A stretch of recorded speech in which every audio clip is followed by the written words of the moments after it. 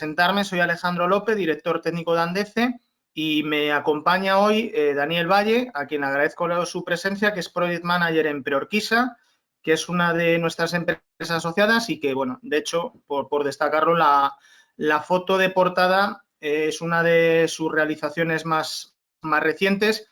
Y si bien la excusa, el motivo por el cual os hemos convocado a este webinar es la presentación de la guía, sobre todo nos parece mucho más interesante el que en cada una de ellas, de las presentaciones que venimos haciendo, un técnico de nuestras empresas asociadas nos dé una visión un poco mucho más práctica del día a día, de cómo estos proyectos se llevan a cabo, sobre todo por poner en valor el papel cada vez de mayor importancia que tienen las propias empresas prefabricadoras, que ya no únicamente, ya desde hace mucho, no se limitan a ser un mero suministrador de productos prefabricados de hormigón en nuestro caso, sino que va mucho más allá, que participan en el proyecto, que son casi ya un apéndice, en este caso, del estudio de arquitectura o del ingeniero o del promotor para llevar a cabo cualquier tipo de realización. En este caso nos vamos a centrar en las fachadas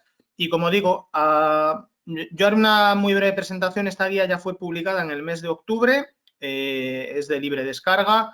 Haré ahora un pequeño barrido de los principales puntos que tiene, pero sobre todo me gustaría dar cabida que el propio Daniel Valle de Preorquisa pues nos cuente un poco la labor que ellos hacen, que puede ser perfectamente la que lleva a cabo cualquiera otra de nuestras empresas asociadas que están especializadas en este campo, en el de las fachadas, y seguro que nos cuenta más de una curiosidad que yo creo que son aspectos que conviene el tener en cuenta al conocer a la hora de llevar a cabo cualquier tipo de fachada que incorpore paneles prefabricados de hormigón.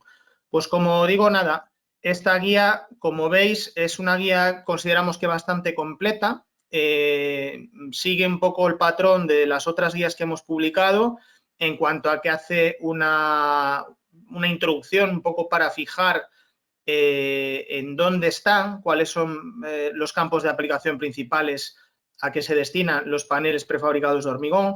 Aquí yo creo que convendría puntualizar que hasta no hace tantos años se tenía la sensación de que los paneles prefabricados de hormigón como productos industriales estaban casi exclusivamente destinados a la edificación más industrial, a naves industriales, cuando, bueno, especialmente en los últimos años hemos visto un incremento, vamos, extraordinario en cuanto a que puede cubrir cualquier tipo de edificación, de cierre, que de alguna manera reconozca y apueste por todas las propiedades que le ofrece el industrializar la construcción, en este caso la fachada. Al final, industrializar, el recurrir a soluciones industrializadas, y los paneles prefabricados de hormigón o cualquier otro elemento prefabricado de hormigón aglutina todas estas ventajas, conlleva mayor rapidez, precisión, menos residuos, seguridad en la obra, en la medida de que muchas de las tareas que de otra manera se llevan a cabo en la obra se anticipan y se llevan a cabo en una planta industrial. Todo esto se va apuntando. Se hacen unas clasificaciones que creemos que son imprescindibles a la hora de definir o diferenciar los distintos paneles. Al final aquí hay una diversidad en cuanto a geometrías, acabados, la incorporación tradicional del armado, o bien la alternativa de que los elementos prefabricados de hormigón se armen con fibras, como puede ser el caso más aplicado actualmente, que es el del GRC, con hormigones armados con fibra de vidrio, y pondrá algún ejemplo Daniel ahora a continuación de alguna obra que están haciendo con GRC. Se describe todo ahí. En cuanto al diseño arquitectónico de la fachada, o al diseño más bien, lo hemos diferenciado en cuanto a la parte más estética, más de realzar la belleza que prácticamente cualquier fachada, cualquier estudio de arquitectura, pues quiere dotar de un grado de personalización. Es cada vez más difícil ver dos fachadas iguales, hechas con elementos prefabricados de hormigón, porque cada una tiene su propio DNI, y bueno, ahí entramos un poco en aspectos que seguro que algunos de ellos ahora comentará Daniel, que hay que tener en cuenta en cuanto a modulación, cómo dimensionarla. No todo, o sea, hay que conocer los límites, hasta dónde se puede llegar en cuanto a las geometrías y las posibilidades que ofrece en cuanto a acabados, texturas, etcétera. Veis también que en cada uno de los apartados se va introduciendo algún ejemplo de alguna obra llevada a cabo por empresas asociadas de Andece recientes que de alguna manera sirve para un poco constatar lo que en cada uno de estos apartados se indica. Y luego, por otro lado, se ha diferenciado lo que es la parte más prestacional. La parte más prestacional, al final, la fachada es un sistema crucial a la hora de cumplir las exigencias que vienen establecidas en la reglamentación. Básicamente en España, como conocéis, es el Código Técnico de la Edificación y hay que cumplir una serie de requisitos que vienen distribuidos en los distintos documentos básicos y el panel prefabricado de hormigón, si bien no tiene por qué cumplirlo todo como ningún otro material o elemento constructivo, por sí solo, al final cualquier fachada, cualquier cierre se compone de una serie de capas, de elementos, pero el panel prefabricado de hormigón, por la propia composición, pues tiene una importancia fundamental. Y ahí un poco se describe cómo, en qué medida en cada una de estas exigencias básicas que vienen especialmente en el Código Técnico de la Edificación, cómo se cumple cada una de ellas, ya sea la eficiencia energética, la seguridad frente al fuego, impermeabilidad, etcétera. Aquí también hay que abrir un paréntesis. Muchos de vosotros conoceréis que hace apenas un mes el Consejo de Ministros aprobó las modificaciones del Código Técnico de la Edificación en 4 documentos básicos, en particular el de eficiencia energética, seguridad frente al fuego, en protección frente al radón y otro de accesibilidad. Y especialmente en la parte de eficiencia energética y de seguridad frente al fuego, pues las fachadas, como digo, son un elemento clave. Estas modificaciones entrarán en vigor el próximo mes de julio y, bueno, anticipamos que en los próximos meses Andece organizará una jornada presencial para un poco explicar las principales líneas, las principales modificaciones que introduce el Código Técnico de la Edificación, estos 4 documentos básicos, y particularizándolo en qué medida los distintos elementos prefabricados de hormigón responden a ello. Y ya un poco por ir completando la estructura de la guía, que como digo es de libre lectura, y al final del webinar dejaremos un espacio para que podáis hacernos alguna pregunta, alguna duda que podéis tener al respecto de la misma o de la intervención que hará Daniel a continuación. Bueno, introducimos 2 capítulos que hemos considerado también interesantes, el abordar, el de fabricación, un poco por diferenciar cómo se producen en fábrica los paneles de formato pesado. Son paneles todos de hormigón con armadura tradicional, de 10, 12, 14 centímetros de espesor, con ciertas variaciones. Viene todo ahí explicado la forma de llevarlos a cabo, y los paneles ligeros, especialmente los fabricados con GRC. Y luego otro apartado que creemos también que es muy, muy importante es el de montaje.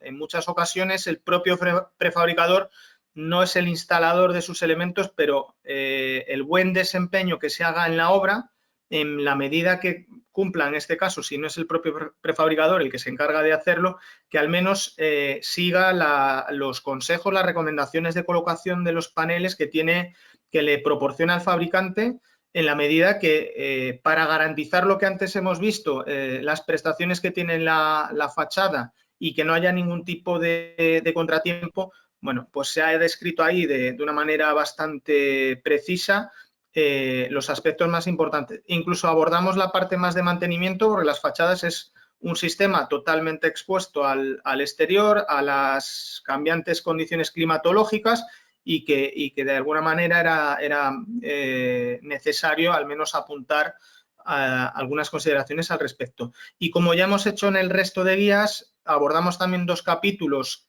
que son transversales a todo.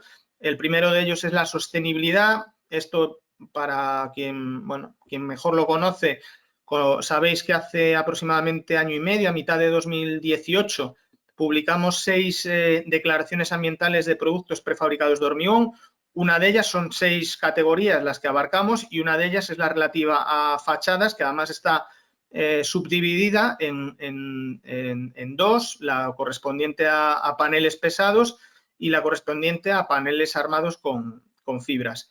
Y luego, por último, algo que cada vez está más presente en los proyectos, en cualquier tipo de construcción, que es la metodología BIM, y que en el caso de los prefabricados de hormigón en general y las fachadas en particular, pues cada vez es algo más, ya no porque se exija, sino porque tiene unas consecuencias muy favorables para la prefabricación en la medida que tanto BIM como industrialización se basan en parámetros muy similares en cuanto a respetar lo prescrito en el proyecto, y especialmente también nosotros somos fabricantes de lo que antes hemos diseñado o en lo que hemos participado en la parte de diseño. Es decir, muchas de las planillas de fabricación que se generan en la parte de diseño de cada uno de los elementos se mandan a la parte de fabricación del propio fabricante. Es decir, se conserva, se preserva que toda esa información se mantenga para de alguna manera asegurar que luego cuando los elementos lleguen a la obra, pues se coloquen en el sitio, en el lugar que está preestablecido en el proyecto. Y bueno, esto como capítulos principales. También aportamos como documentación adicional, por si alguien tiene curiosidad de profundizar, publicaciones y artículos, que muchos de los que hemos llevado a cabo en los últimos años son relativos a la parte de las fachadas, la normativa, por lo menos que se conozca cuáles son las normas que lo aglutinan, y luego otro apartado que en este caso contamos con suficiente documentación, contenidos, que es multimedia, de vídeos, de presentaciones. En el último foro técnico de Andece, que se llevó a cabo a mitad del pasado año, pues se presentaron varias obras. Y ya por último, bueno, facilitar un poco por aquellos que no estéis tan familiarizados, conocer quién está detrás, a quién representamos, en este momento a más de 100 empresas asociadas y a 15 socios adheridos, que tengáis un poco bueno, que sepáis quién está detrás y quién de alguna manera apuesta por el trabajo colaborativo que prestamos a través de Andece. Bueno, lo primero agradecer a Alejandro que me haya invitado a acompañarle en este evento, en este webinar, y a todos vosotros que nos estáis escuchando. Es decir, que este formato pues es nuevo para mí, se me hace un poco raro no veros, pero bueno, entiendo que me adaptaré. Bien, sin demorarme mucho más, quería comentar, bueno, mejor que hemos pensado que mejor que daros un abanico de todos los proyectos distintos que hacemos y dar una pincelada en cada uno. He preferido centrarme en un solo proyecto, analizarlo más en profundidad, más en detalle, el desarrollo de todos los proyectos, de todos los procesos que se llevan a cabo, y usarlo como ejemplo para el resto de proyectos. En este caso es la nueva estación de tren de alta velocidad que hicimos en Rabat, en Marruecos. Para los que ya habéis oído hablar de este proyecto, por ejemplo, las últimas jornadas organizadas por Andece a Xavi Ferrés, os pediría que no os desconectéis. Aunque el proyecto es el mismo, el enfoque que le voy a dar es totalmente distinto, ya digo, más centrado en los procesos de producción y sobre todo en los problemas o retos que tuvimos que afrontar y superar en este proyecto, y creo que puede ser interesante para todos. Bien, en este caso estamos hablando de un proyecto en el que desarrollamos unos paneles de UHPC, un hormigón de altas prestaciones, aunque luego matizaré un poco este concepto, que eran usados como una celosía para generar una doble piel en una fachada de muro cortina. Bien, paso un poco a contextualizar un poco este proyecto muy rápidamente.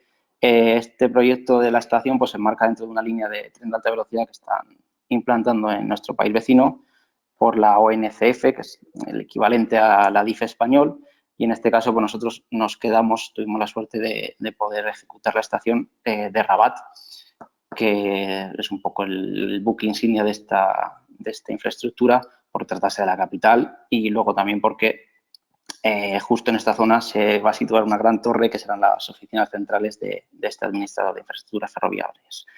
Bien, en esta imagen veis un poco la situación de la estación en el barrio de Agdal, una zona muy céntrica, comercial y de negocios de Rabat.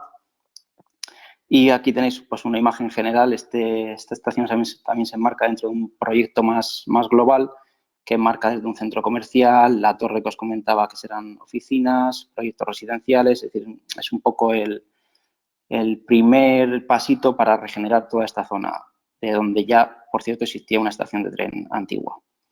Bien, este es un detalle más de la zona en la que se implanta la estación, con 2 accesos desde 2 calles distintas, ¿vale?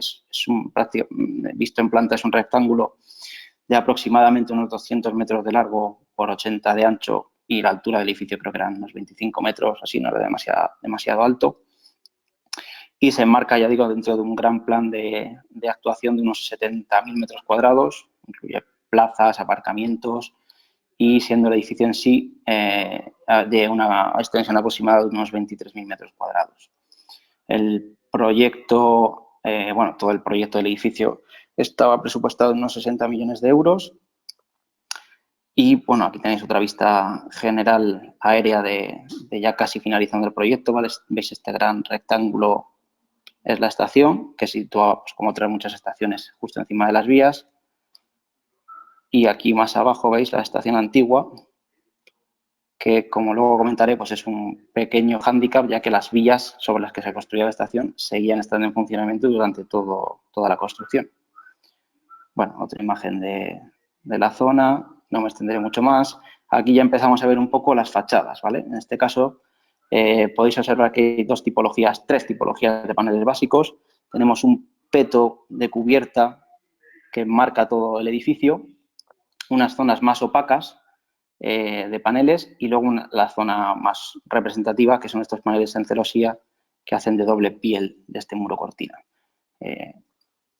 generando protección solar en un primer momento, tamizando la luz al interior. Bueno, en general, el diseño general del edificio es bastante adecuado para el clima en el que se encuentra, con estos grandes voladizos que proporcionan sombra a las fachadas más acristaladas, y luego, pues, el sistema que digo de doble piel con los paneles prefabricados que evitan la incidencia directa del sol en el interior. Más imágenes que no voy a detenerme mucho. Me detengo en esta porque sí que son los diseños originales del proyecto, y por en este caso nos sentimos muy orgullosos de poder haber sido capaces de respetarlos prácticamente me atrevería a decir, al 98%, una vez ejecutados. Los mismos diseños, ¿vale? Aquí tenemos, bueno, los primeros bocetos que se nos facilitaron, pues, de Xavi Ferrés como consultor y de los arquitectos marroquíes, donde ya empezaban a diferenciar distintos materiales. Los primeros croquis de sistemas constructivos para este proyecto, donde ya, bueno, se ven las distintas opciones de muro cortina, distintos tipos de herramientas de hormigón, metálicos, y me detengo en este fantástico dibujo de Xavi Ferrés, en el que se describe muy bien este sistema, donde podéis ver en el exterior estos paneles en celosía y luego todo el sistema de anclaje y de fijación que permitía el anclaje de estos paneles pesados a través del muro cortina. En este caso estamos hablando de unos paneles que tenían unos nervios de unas dimensiones de 18 centímetros de ancho por 18 centímetros de profundidad, ¿vale? Casi todos los paneles de la obra tenían 2 metros de ancho y las alturas eran variables, llegando hasta 7 metros 20, 7 metros 30 de alto, colocados en vertical. Y aquí podéis ver un poco todo el sistema de anclaje, en el que se preveía una serie de ménsulas atravesando el vidrio del muro cortina y una serie de anclajes atirantados que nos permitían sujetar estos paneles, actuando solamente en la junta entre 4 paneles. Luego entraré un poco más en detalle en explicar este detalle de fijación, porque fue uno de los principales retos que tuvimos en este proyecto. Pero bueno, esta imagen me parece que es muy representativa del sistema constructivo y del diseño concreto. Bien, para todos estos proyectos singulares y fuera de lo normal, siempre es necesario y se nos suele exigir la preparación de prototipos a escala real. Si bien es una gran ayuda para arquitectos y consultores, ingenieros, para verificar acabados, texturas, colores, para nosotros como prefabricadores también es una gran ayuda, ya que nos permite testar distintos procesos y soluciones antes del comienzo de la obra, ¿vale? En este caso, con las primeras pruebas que realizamos, nos encontramos el primer reto a superar, con estos paneles, ¿vale? Estos paneles, como decía, estaban prescritos con un hormigón de ultra altas prestaciones, ¿vale? Estamos hablando de una resistencia de compresión a 28 días por encima de 1.100 kilogramos centímetro cuadrado. Y pues con los primeros test que realizamos nos encontramos con un problema inesperado, y es que, dado el diseño de estos paneles, con 18 centímetros de espesor, nos encontrábamos con importantes problemas por la retracción que tienen estos hormigones en estos espesores, ya que suelen estar diseñados para hacer piezas muy esbeltas, desde 1 centímetro hasta 4 o 5 centímetros máximo de espesor. Entonces, dado el alto calor de hidratación que teníamos, se nos producían unas microfisuras que en este caso eran inadmisibles para este proyecto, y yo creo que para cualquiera. Ahora os les enseñaré alguna fotografía. En este caso, pues solo nos quedaban dos opciones: o reducir el espesor de los paneles o actuar sobre la mezcla, sobre la dosificación de este hormigón, ¿vale? Dado que el arquitecto y la propiedad eran muy reacios a reducir el espesor, ya que se pierde esta proporción de nervios, que la verdad es que he de darle la razón porque hubiera quedado un panel bastante extraño, tuvimos que actuar sobre la dosificación para reducir prestaciones mecánicas que, por otro lado, no necesitábamos que fueran tan altas, y conseguir reducir este fenómeno de retracción, que como veréis aquí, ¿veis? Aquí tenemos unos paneles que al humedecerlos aparecían estas pequeñas fisuras que eran inadmisibles para este caso. Vale, pues una vez ya he solucionado este problema, en este caso también he de agradecer bastante a nuestros colaboradores para este tipo de proyectos.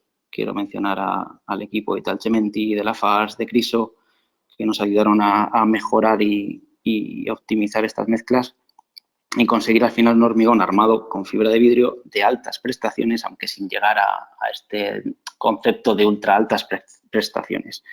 Aquí podéis ver, pues bueno, el mock-up que preparamos, 3 paneles, distintos tonos y colores, y finalmente pues la muestra que seleccionaron los clientes para ejecutar el proyecto. Luego también es importante, y se realizó un ensayo en obra para chequear también los procesos de instalación y de fijación.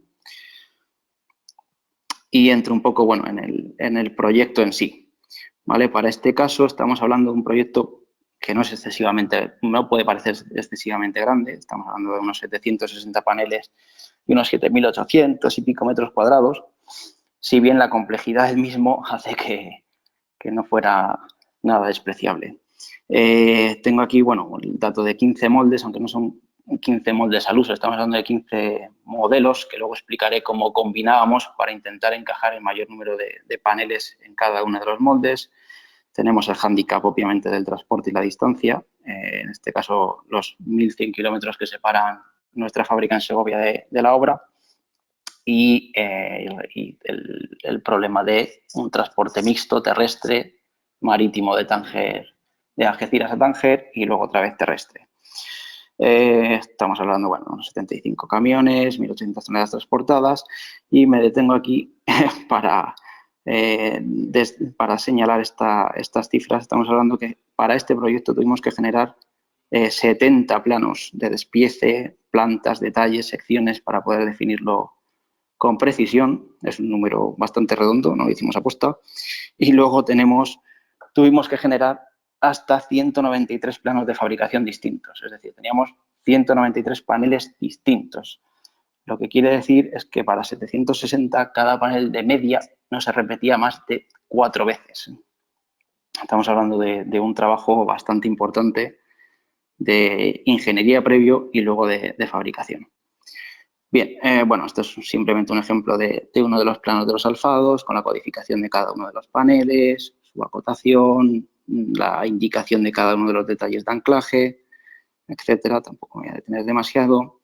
Un ejemplo en este caso, de un detalle en esquina de anclaje, pues donde hay que definir cada una de las piezas que necesitamos y que vamos a fabricar. No me tendré mucho porque luego tengo un apartado exclusivo para hablar del sistema de anclaje.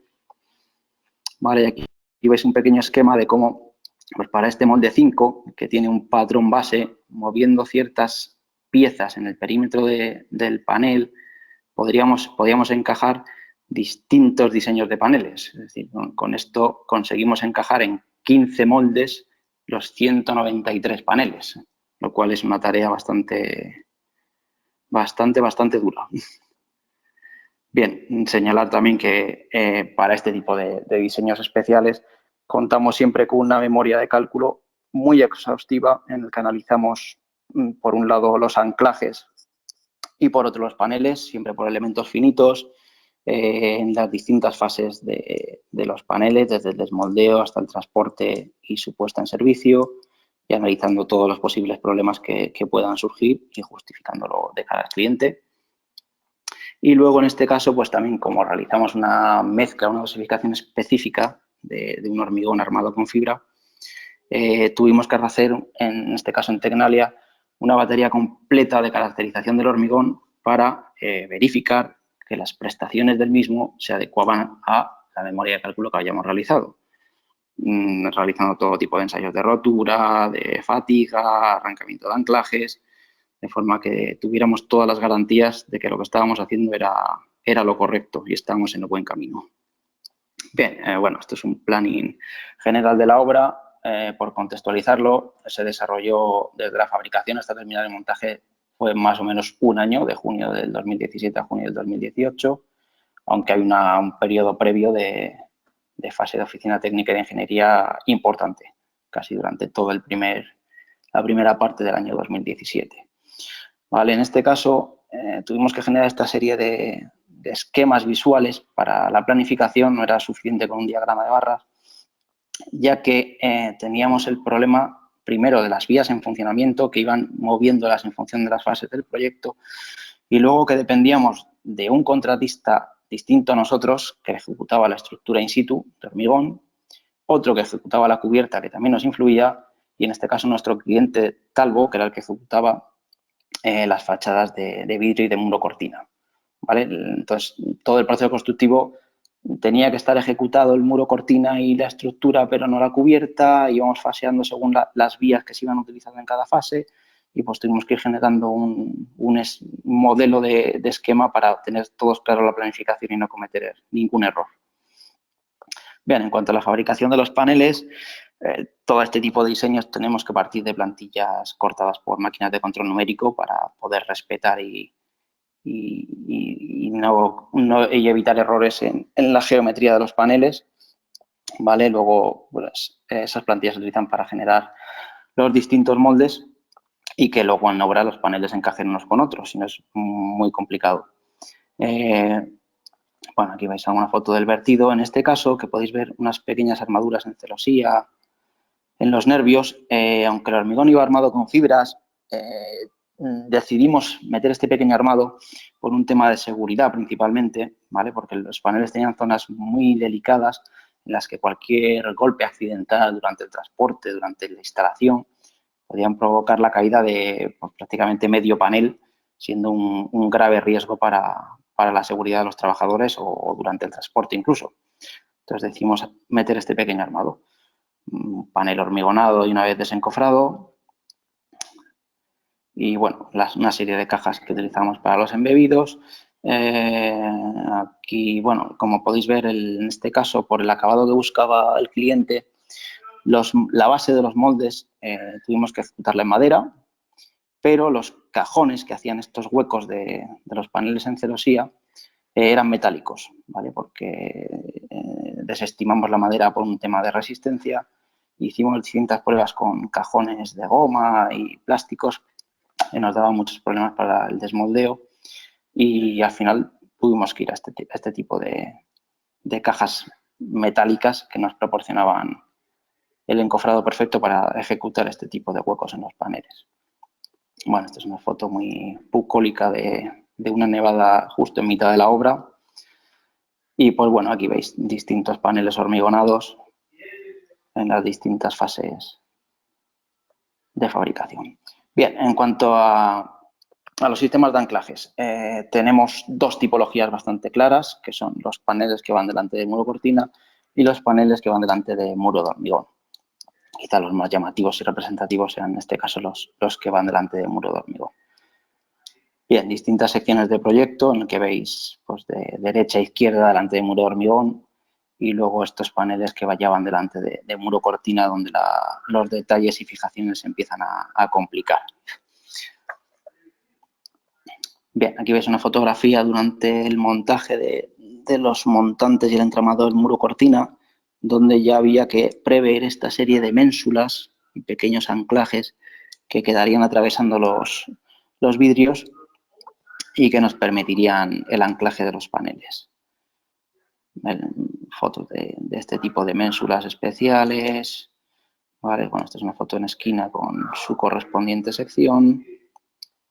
Este es un poco las ménsulas estas que estoy comentando, que finalmente acababan en dos perfiles en U que empresillaban el que iba a ser el anclaje final nuestro a los paneles y que además generaban la superficie para colocar una pasarela de mantenimiento de la fachada de vidrio.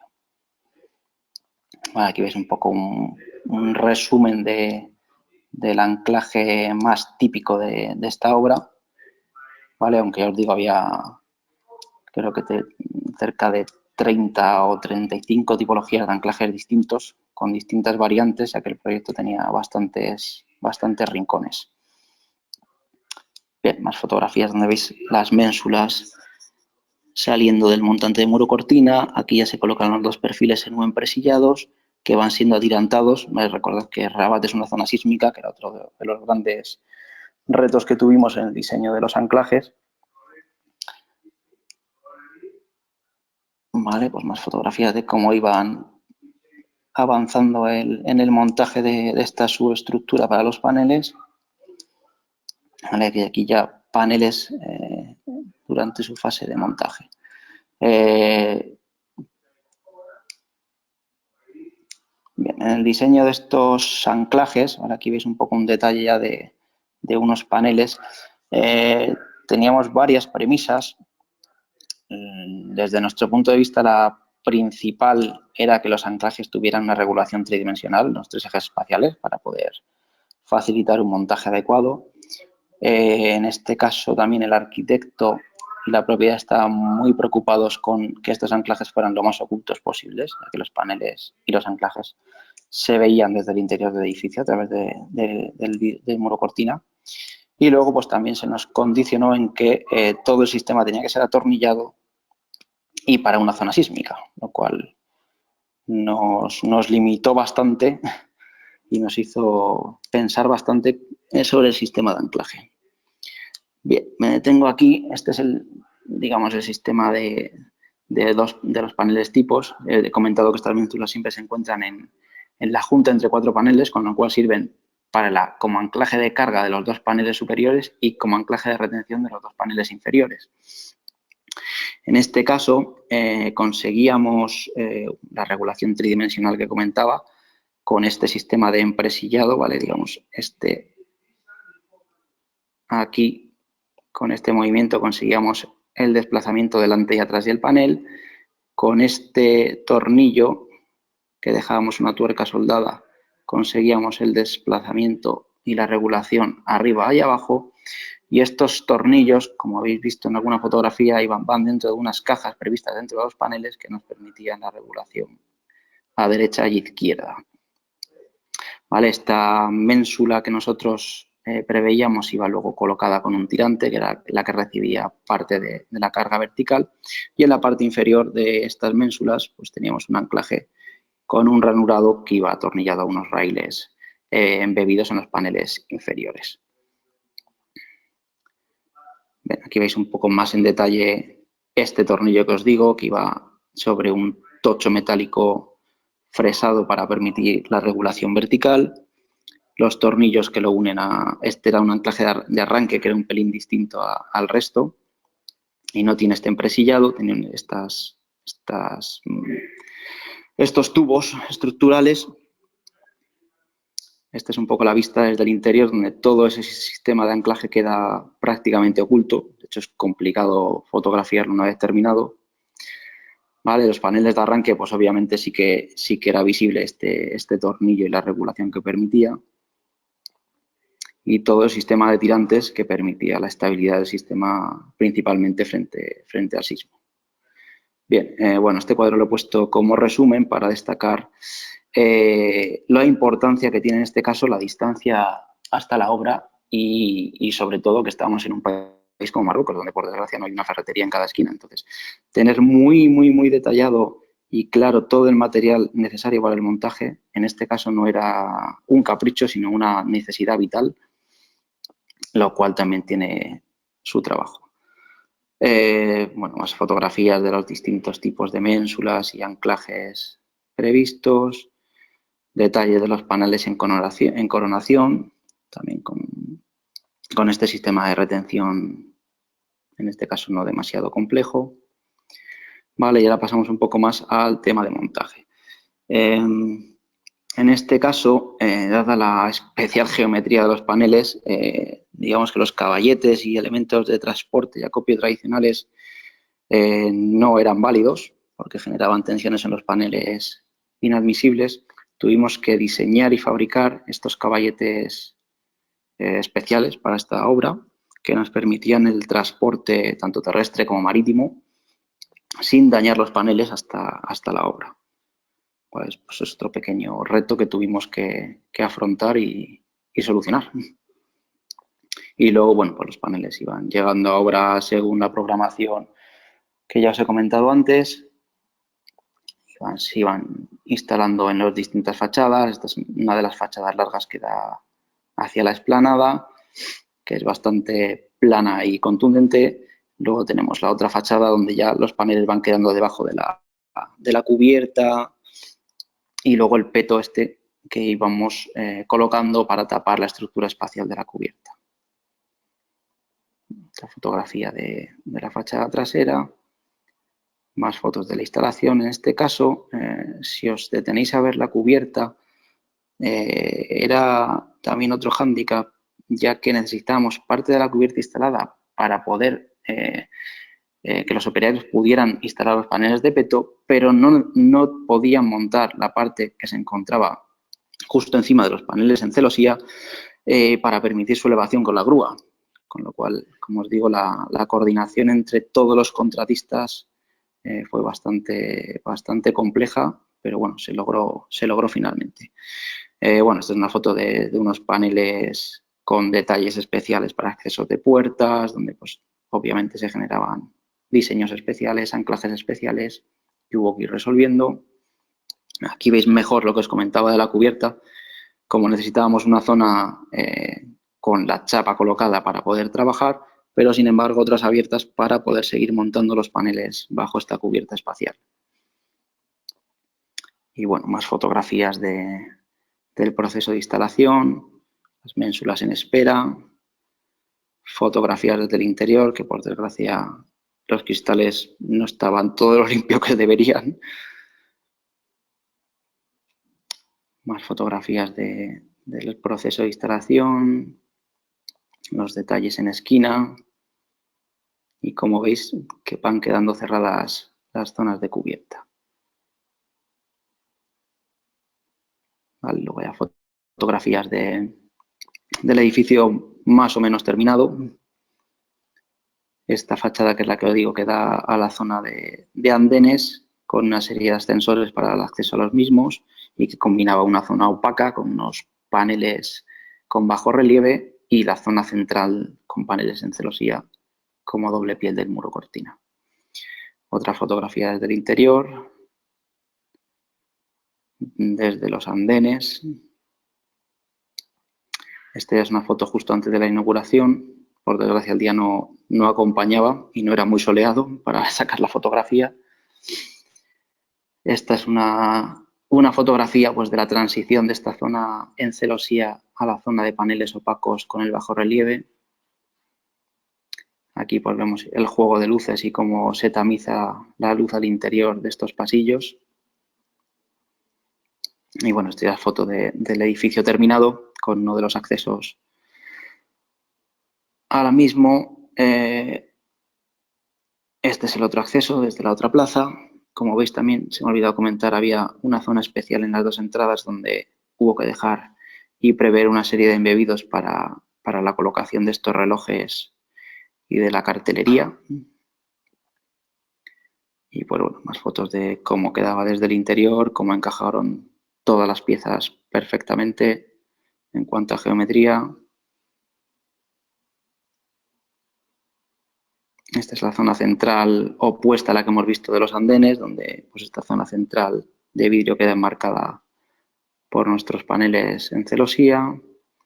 Aquí podéis ver más en detalle el reloj que os comentaba. Y pues bueno, más fotografías del edificio terminado, que tampoco voy a detenerme mucho más en ellas. Esta es una pena porque no tienen mucha calidad, pero la verdad es que yo personalmente tengo muchas ganas de poder ir a visitar el edificio de noche porque tiene que ser bastante espectacular ver cómo el efecto contrario es que la luz del interior del edificio sale a través de nuestros paneles y genera estos efectos, la verdad es que bastante vistosos. Y bueno, luego esto ya son fotos de la inauguración del pasado año, bueno, del anterior, el 2018, por el rey de Marruecos. Y pues nada, muchas gracias a todos por escucharme y quedo a vuestra disposición para cualquier consulta.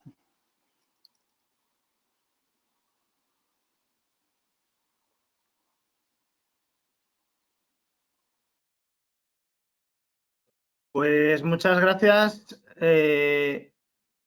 Daniel. Vamos a volver otra vez aquí a la imagen de la guía. Yo me gustaría, antes de abrir el turno de ruegos y preguntas, por un lado, desmitificar todavía algún prejuicio que queda acerca de las posibilidades que ofrecen los elementos prefabricados de hormigón para fachadas. Una que es un producto industrial, sí lo es, pero hemos visto un muy buen ejemplo de las enormes posibilidades estéticas, funcionales que se puede llegar a lograr, que no es aceptable, no se puede incluir en zonas sísmicas, en edificios que tienen que cumplir el sismo, cuando con una ingeniería de detalle bien estudiada se demuestra que no hay ningún problema. Y luego también me gustaría, sobre todo, poner una vez más en valor lo que hacen nuestras propias empresas asociadas. Hoy nos acompaña Preorquisa, pero podemos hablar de cualquier otra, de todo el trabajo de desarrollo, de detalle, de ingeniería, de arquitectura que hay detrás, porque los que mejor conocen las limitaciones y las posibilidades que puede tener cualquier elemento prefabricado de hormigón son ellos. Y ya yo creo que ha relatado perfectamente cómo se tenían en cuenta ciertos aspectos que posteriormente, cuando hablaba de las armaduras en celosía que pudiera tener a lo largo de la logística, teniendo en cuenta la distancia, más de 1000 kilómetros desde la fábrica hasta el lugar de la obra, teniendo que ir primero por carretera, luego por barco y otra vez por carretera. Y luego, por terminar un poco mi resumen de los aspectos que yo creo principales. Aquí se pone de manifiesto una vez más que no hay dos obras iguales en prefabricado. Aquí ha habido un grado de personalización extraordinario. Hablaba de 760 paneles y más de, creo que cerca de 200 moldes, es decir, máximo 4 paneles igual. Es decir, difícilmente haya otra obra igual. O sea, parecida puede que la haya, pero exactamente igual no la va a haber. Y eso yo creo que es algo que en general el resto de actores, promotores, constructores, estudios de arquitectura, administraciones, etcétera, debe de reconocer y poner el valor que le corresponde al prefabricado en general. Y bueno, yo por mi parte, agradezco enormemente a Daniel que nos haya acompañado. Está todavía ahí detrás al audio por si bien a mí o sobre el contenido de la guía o a él sobre la exposición que ha hecho. ¿Nos queréis formular alguna pregunta?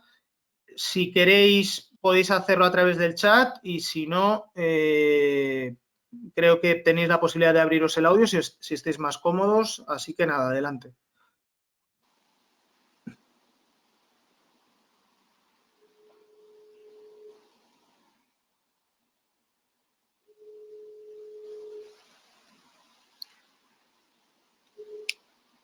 ¿Alguna pregunta? ¿Crítica?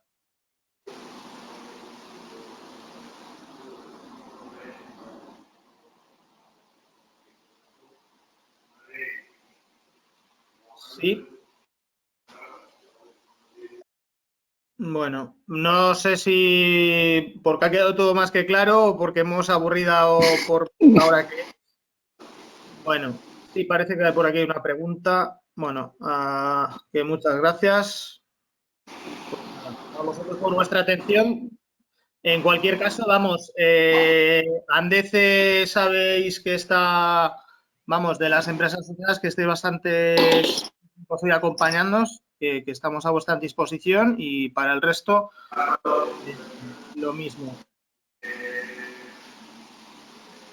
Pues nada, si no hay ninguna pregunta, agradecer a Daniel una vez más que me haya acompañado, que haya hecho una exposición, yo creo que de extraordinario valor, tanto como la obra en la que han participado. Han puesto un ejemplo que podría haber sido de cualquier otra obra reciente en las que está trabajando y nada, yo creo que como resumen de todo un poco el distinguir y utilizar. Mira, hace aquí una pregunta Antonio Núñez, la Minera, sobre qué material se utilizó para la estación. Me imagino que se refiere a la fachada UHPC. Si puedes dar alguna explicación. Sí, sí, no sé si me oís. Finalmente, como he dicho, pues los hormigones UHPC no eran adecuados para este diseño, entonces se diseñó una mezcla de hormigón tradicional, un HA60, armados con fibras para reducir las retracciones. Y sin más, no hubo ninguna... Por eso decía que el concepto de HPC en este caso era matizable porque no era ultra altas prestaciones, un hormigón más bien diseñado específicamente para poder resolver la problemática de este diseño de paneles.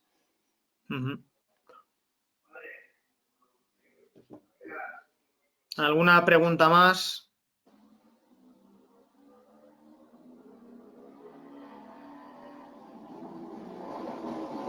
Me preguntas, Jesús, por el tipo de... Sí, la fibra que utilizamos en este caso fue fibra de vidrio. Vale, hicimos distintas pruebas con otras fibras orgánicas, pero nos decidimos por la fibra de vidrio, que era la que mejor nos funcionaba para limitar las retracciones, sobre todo.